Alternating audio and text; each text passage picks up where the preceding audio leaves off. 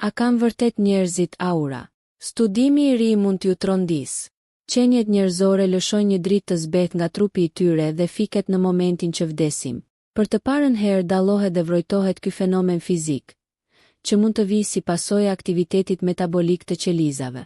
Deri më sot jemi mësuar ta dëgjojmë dhe etiketojmë me termin që gjithsecili ka aurën e vet, pra një kurore të ndritshme dhe që në kulturën e popujve i atribuohet shpirtit apo energjisë. Tashme shkenca e konfirmon, pas eksperimenteve të kryera në laborator mbi kavijet dhe bimët, pra është një proces që shoqëron çdo gjallësë. Fal telekamerave digjitale, shkencëtarët ishin në gjendje të vizualizonin edhe fotonet.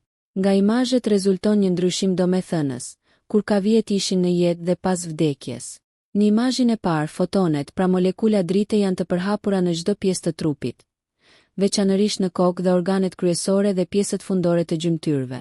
Ndërsa në imazhin e dytë, pas vdekjes, molekulat e dritës zhduken. Sipas grupit kërkimor, ky fenomen ndoshta është treguesi i proceseve biologjike dhe aktivitetit qelizor. Dhe në momentin që organizmi vdes, natyrisht zhduket çdo proces që çliron energji. Pra drita që shoqëron gjallësat, përfshirë njeriun, kafshët dhe bimët, është treguesi i jetës dhe të qenurit gjallë. Nëse ju pëlqeu kjo video, shkoni në kanalin e YouTube-it Big VIP Albania Kosova, që e gjeni në bio. Mos harroni që të bëni subscribe dhe të klikoni butonin e ziljes që të informoheni për videot më të reja.